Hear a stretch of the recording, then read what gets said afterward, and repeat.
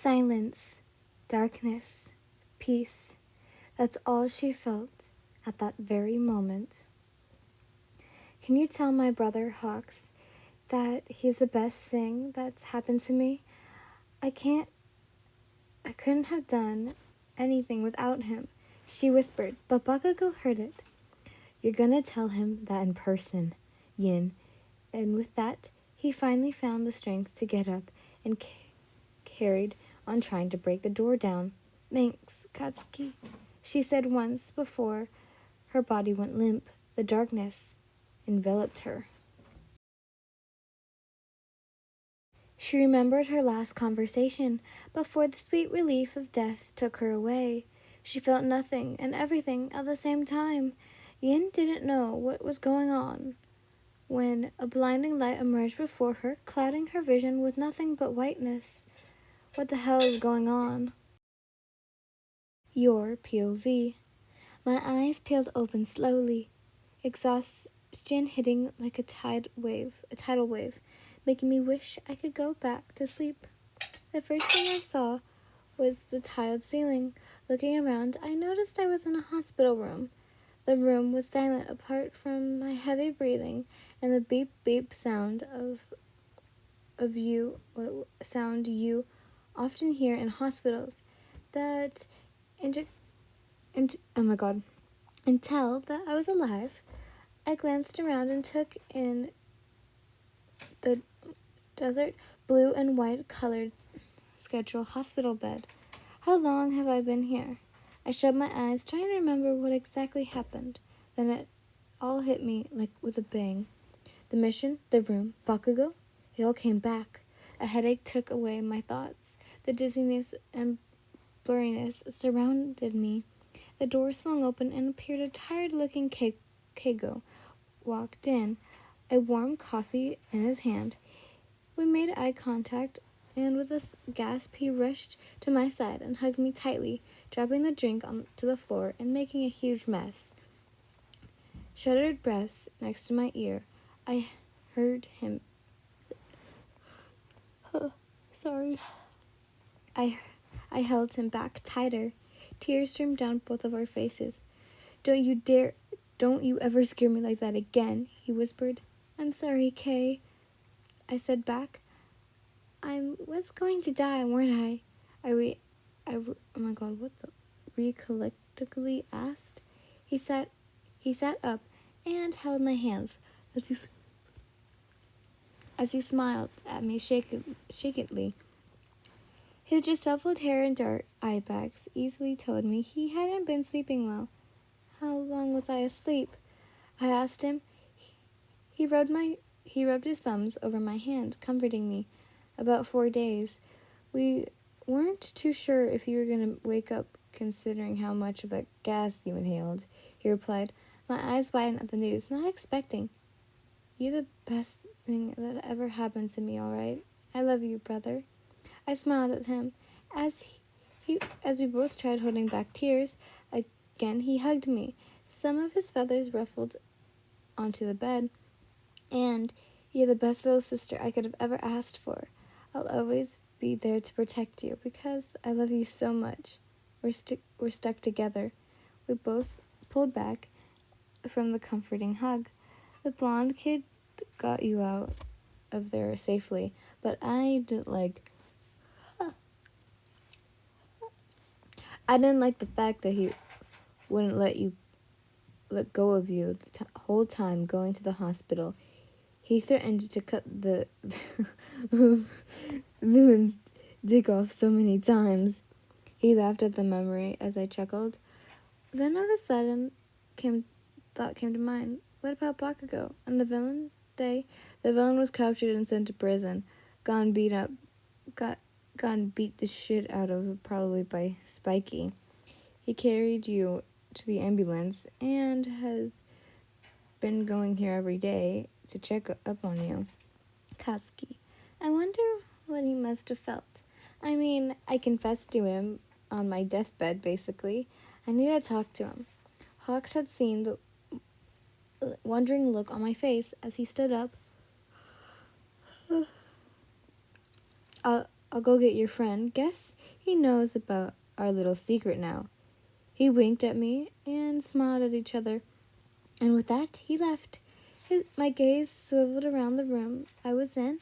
Questions clouded my mind as I awaited the man I most wanted to talk to. Thumping footsteps echoed through the busy hallway. One I could easily recognize. No one's POV. The door slammed open, and glimmering eye-colored eyes met blood-red eyes staring at each other. "Hey, Katsuki." I smiled softly at the tired guy. He was still like a statue, unmoving and frozen. Then, all of a sudden, he ran up to her and hugged her tightly, his face buried into her neck. Her eyes widened at the contact, and then he slowly wrapped her arm. And then she slowly wrapped her arms around him, finding both comfort in each other's embrace. "Fuck you," he muttered quietly, sitting down on the bed with Yin still wrapped tightly in his embrace. "Sorry." She was cut off by the pressing of his lips against hers.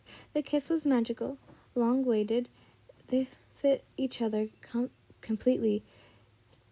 Their other half. Oh my god, I cannot read today, and I'm been yawning. I'm sorry. Yin closed her eyes and grabbed his cheeks and kissed him back. It was softly, rushed, and sweetly awarded. His lips were warm and soft. Her lips were smooth and plumpy. Warmth blossomed in Yin's chest, sparks lighting in Katsuki's. Leaned in closer, lips brushing together. What the f... Tenderly for the first time, despite definitely not the last. When they finally parted, they took a big breath, eyes meeting each other as he leaned his forehead against hers. She noticed a small scar on the side of his cheek from all the hero training.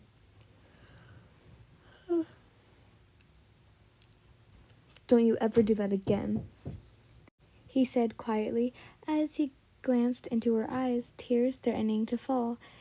He then laid down next to her and hugged her tightly, his face burrowed into her hair. "I'm sorry I couldn't get you out sooner," he spoke again. "Katsuki, I'm in love with you too. God damn it. I've always have been. I was too much of a pussy to do it.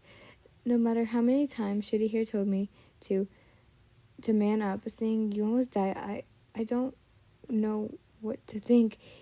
He ran his bandaged hands down his face, concealing the fear and pain painted on his face. I thought you were going to die," he almost whispered. Bakugou felt a soft touch of Yin's hands as she grabbed his bandaged hand, a look of worry on her face as he hid a wince from the touch. But he didn't want her to pull away. "How did this happen?" she asked, but they both knew the answer already. "I almost broke my hands trying to get you. I didn't think about anything else, only trying to get you out of that goddamn room," he replied dryly. She wrapped her arms around him again, and and repeated the same thing.